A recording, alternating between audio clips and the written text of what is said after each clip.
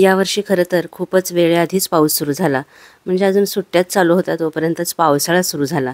तर आपण त्याला काही करू शकत नाही, कारण शेवटी तो निसर्ग आहे. आणि हा पाऊस आता असाच सुरू राहणार आहे का माहिती नाही. तर टायटल जरी दिलं असलं की पावसाळा पूर्व तयारी, तरीसुद्धा थोडाफार उशीरच झालेला आहे. तरीसुद्धा आपण पावसाळ्यामध्ये आपलं किचन, आपलं घर हे व्यवस्थित तयार करून ठेवायला पाहिजे. कारण आता बघितलं की अचानक पाऊस सुरू झाला, तशी किती गडबड झाली सगळ्यांचीच. आणि ऐन पावसाळ्यात तर खूपच पाऊस असतो आणि अशा वेळेला आपण प्रत्येक छोट्या मोठ्या गोष्टीसाठी सतत बाहेर जाणं आपल्याला शक्य होत नाही. आणि जरी शक्य झालं तरी ते कटकटीचं वाटतं. म्हणूनच वेळ, पैसा आणि मेहनत जर वाचवायची असेल तर पावसाळ्याभर पुरेल एवढं तरी सामान आपण आपल्या घरामध्ये भरून ठेवायला पाहिजे. खरं तर आता एका क्लिकवरती सगळं सामान आपल्याला मिळू शकतं ऑनलाईन. पण तरी सुद्धा असं सतत काहीतरी मागवत बसण्यापेक्षा आपल्या घरामध्ये जर ते सामान भरून ठेवलं असेल तर आपल्याला खूप सोयीचं पडतं. आणि पावसाळ्यामध्ये काही गोष्टी जसं की कांदे, लसूण हे खूप वेळा तरी खराब निघतात, मग आपली चिडचिड होते.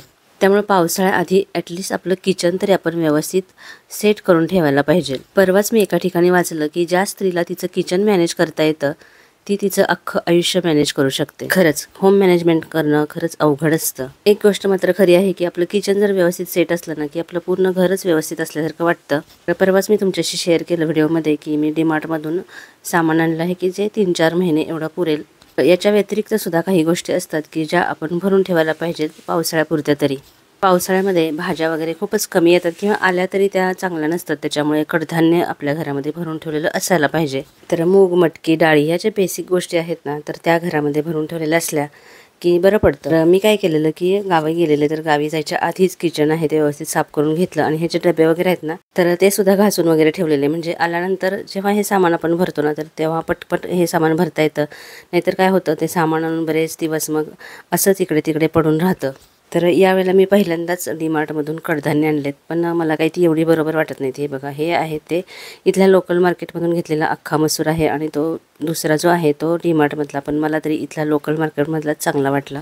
पण ठीक आहे, काही काही ठिकाणी ना ही कडधान्य वगैरे आहे तर ती 3-3, 4-4 किलो वगैरे अशी घेऊन सुकवून वगैरे ठेवतात पूर्ण पावसाळ्याभर वापरण्यासाठी. पण मी एवढे घेत नाही. खरं तर आपण कुठल्या ठिकाणी राहतो त्याच्यावरती बऱ्याचशा गोष्टी अवलंबून असतात. म्हणजे आता मी कोकणात राहते तर इथलं वातावरणच असं आहे की या सगळ्या गोष्टी स्टोअर करून ठेवणं खरंच खूप गरजेचं असतं. तर मी आहे सातारची, तर आपल्या सातारमध्ये कसं या गोष्टी भरून ठेवाव्या लागत नाहीत, कारण ह्या ऑलरेडी आपल्या शेतामध्ये होत असतात. त्यामुळे त्या पहिलेच घरात असतात. म्हणजे खरंच मला तर नवीन नवीन जेव्हा लग्न झालं ना तेव्हा माहितीच नव्हतं असं काही स्टोअर करून ठेवायचं असतं.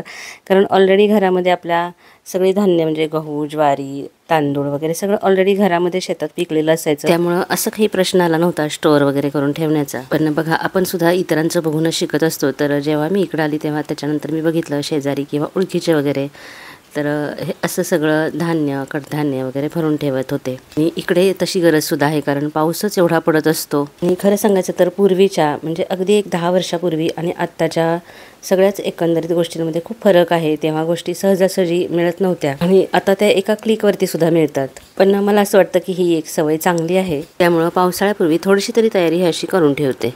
खरं तर हे जे प्लास्टिकचे कंटेनर आहेत तर ते मला आता बदलायचे होते. मागच्या व्हिडिओमध्ये तुम्ही बघितलं की मी डीमार्टमध्ये असे जे काचेचे असतात ना बरण्या, तर त्या बघत होते, पण मला ते तेवढ्या क्वांटिटीमध्ये मिळाल्या नाहीत. म्हणजे हे जे कंटेनर आहेत तर ते सुद्धा चांगलेच आहेत, म्हणजे फूड ग्रेड क्वालिटी असते ना प्लास्टिकची, तर तेच आहेत.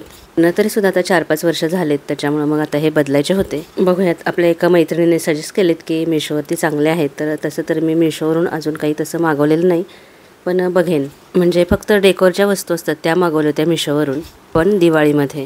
तर तुम्ही बघितलं की हा जो तांदूळ आहे इंद्रायणी तांदूळ, तर तो मी गावावरून येताना आणलेलं. आणि हे सुद्धा पापड आहेत, नाचणीचे पापड, तर ते सुद्धा मी गावावरूनच येताना आणलेले. तर ते कुठून आणले हे सुद्धा मी तुम्हाला नंतर दाखवते. खरं तर किराणा मालाची लिस्ट एवढी मोठी असते ना, खूप छोट्या छोट्या गोष्टी सुद्धा असतात, पण ज्या गोष्टी कमी लागतात ना तर त्या मी कमीच प्रमाणामध्ये आणते. आता हे जे खोबरं आहे ते बघा किती महाग आहे, 490 रुपये किलो असं आहे. पाव किलोच आणलं आहे.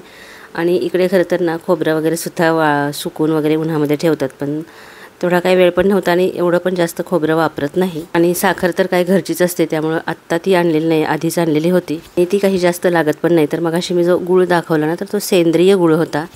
तर हे तांदूळ वगैरे तर एका मोठ्या डब्यामध्ये हे तांदूळ असे भरून ठेवलेले आहेत. आणि गहूसुद्धा जास्त नाही, 30 किलो एवढे पुरेसे होतात या 2-3 महिन्यापुरते.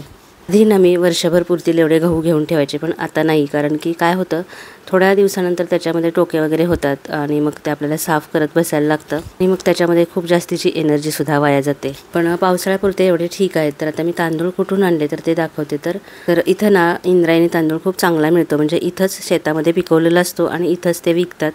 त्याशिवाय ह्या बाकीच्या सुद्धा गोष्टी म्हणजे कच्च्या घाण्यावरचं जे तेल असतं ना, ते नाचणी ज्वारी किंवा नाचणी ज्वारीचं पिठं वगैरे आणि हे वेगवेगळ्या प्रकारचे पापड तर इथं मिळतात. आणि इथं घरगुतीच हे बनवलेले असतात. म्हणजे बाजूलाच त्यांचं घरसुद्धा आहे आणि शेतीसुद्धा. तर कराड चिपळूण रोड आहे ना, तर तिथं असं बाहेर हायवेलाच त्यांचं हे आउटलेट आहे. शिवसागर ॲग्रो म्हणून कोयनेच्या जवळच आहे. तर तिथूनच मी तांदूळ वगैरे घेत असते.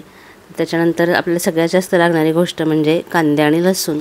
कांदे मात्र मी पाऊस सुरू व्हायच्या आधीच भरून ठेवलेले, कारण पावसाळ्यामध्ये खूप खराब कांदे येतात. तर 15 की 20 किलो असे मी इथं भरून ठेवलेत. वरती लाफ्टवरती हे जे रॅक आहे प्लास्टिकचं, तर ते तेवढ्यासाठीच आहे. स्वयंपाक करताना कांदे खराब निघत राहिले ना की खूप चिडचिड होते.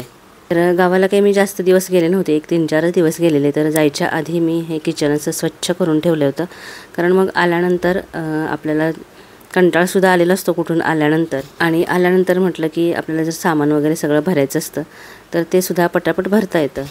आणि जायच्या आधीच हे सगळे डबे वगैरे होते ना, तर ते रिकामे करून असे घासून ठेवलेले. तर आता हे सगळं सामान तुम्ही बघितलं की मी भरलेलं आहे. तर ते कुठं ठेवते, तर हे जे किचन आहे याच्या पुढच्या बाजूला अजून एक ओटा आहे. तर तिथं हे सगळं किराणा माल, धान्य वगैरे भरून ठेवलेलं असतं. म्हणजे हे एक पॅन्ट्री युनिटच आहे. तर हे असं ओपनच आहे, त्याला दरवाजा वगैरे काही केलेलं नाही. त्याला काही कारणं आहेत, ते कधीतरी तुम्हाला सांगेन. तर हे सगळं सामान हे आता मी असं लावलेलं आहे. आणि ते हे प्लास्टिकचे जे कंटेनर आहेत त्यातून बाहेर दिसतात सुद्धा की कुठल्या डब्यामध्ये काय आहे. त्यामुळे खूप इझीसुद्धा पडतं. कुठल्या डब्यामध्ये काय आहे याची शोधाशोध करावी लागत नाही. आणि हा जो कांदा लसूण मसाला आहे जो वर्षभरासाठी आम्ही बनवतो, तर ते या बरणीमध्ये मी भरून ठेवते. तर तो काही इथं बनवत नाही, तर गावावरून येतानाच तो करून आणलेला आहे. त्याच्यानंतर इथं खाली मोठे जे डबे असतात गव्हाच्या पिठाचे, ज्वारीचे आणि तांदळाचे, तर इथं खाली ठेवलेले असतात. तर हे असं सुटसुटीत किचन बघितलं ना की आपल्याला सुद्धा फ्रेश वाटतं, काम करायला उत्साह येतो. चा व्हिडिओ कसा वाटला हे मला नक्की कमेंट करून सांगा. आणि तर जाता जाता व्हिडिओला लाईक करायला अजिबात विसरू नका. आणि अजून तुम्ही आपल्या चॅनलला सबस्क्राईब केलं नसेल तर प्लीज सबस्क्राईब करा. पुन्हा भेटूया अशाच एखाद्या छानशा व्हिडिओसह. तोपर्यंत खुश राहा, आनंदी राहा.